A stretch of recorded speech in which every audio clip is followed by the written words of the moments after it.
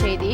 Armstrong கொலை வழக்கில் அடுத்த வாரத்திற்குள் குற்றப்பத்திரிகை தாக்கல் செய்யப்படும் என காவல் ஆணையர் அருண் தகவலை தெரிவித்திருக்கிறார்.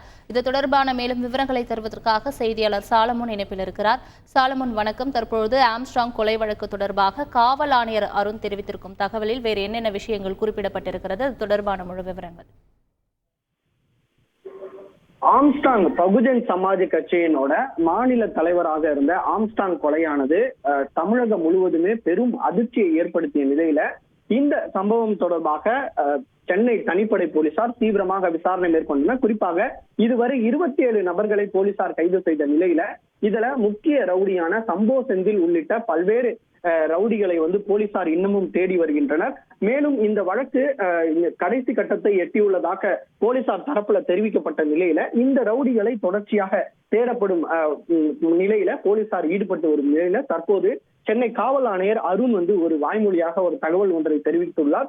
குறிப்பாக இந்த ஆம்ஸ்ட்ராங் கொலை வழக்கானது கடைசி கட்டத்தை எட்டியிருப்பதாகவும் 90% விசாரணையை தற்போது நிறைவடைந்து இருப்பதாகவும் தகவலானது தெரிவிக்கப்பட்டுள்ளது. இந்த வழக்குல 3 ரவுடிகள் மட்டுமே இதுவரை பிடிபடவில்லை எனவும் அவர்களை கைது செய்யும் நடவடிக்கையில மும்முரம் காட்டி வருவதாகவும் விரைவில் இதுல முக்கிய ரவுடியான சம்போ செந்திலை தாங்கள் கைது செய்வோம் எனவும் ஒரு தகவலை ஒன்று தெரிவித்துள்ளார்.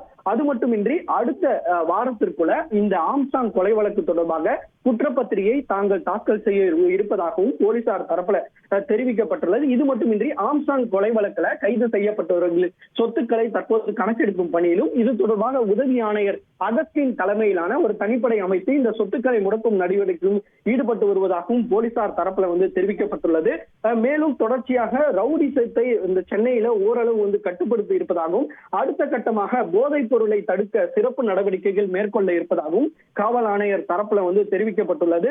மேலும் இந்த வழக்கு தொடர்பாக அடுத்த கட்டமாக இந்த ரவுடிகளின் செயல்பாடுகளை கட்டுப்படுத்தவும் தனிப்படை அமைக்கப்பட்டு யார் யார் எல்லாம் பிடிவாரண்ட் பிறப்பிக்கப்பட்டு வெளியில் உள்ளனரோ A+ கேட்டகரி, A கேட்டகரி என வகைப்படுத்தப்பட்டு அவர்கள் விரைவில் கைது செய்யப்படுவார்கள் எனவும் ஒரு தகவலானது தெரிவிக்கப்பட்டுள்ளது.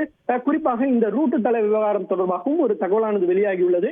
அதாவது இந்த ரூட்டு தள மாணவர்கள் யார் யார் என கண்டறியும் தனிப்படையும் அமைக்கப்பட்டுள்ளது.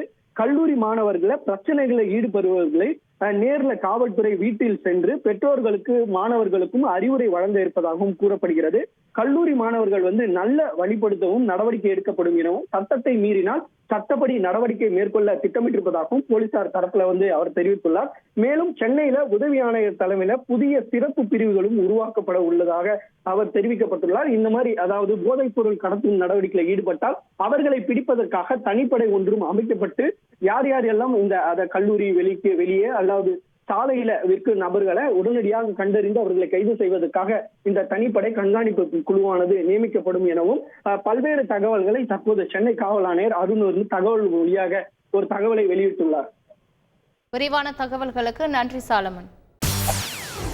செய்திகளை உடனுக்குடன் தெரிந்து கொள்ள உடனே சப்ஸ்கிரைப் பண்ணுங்க.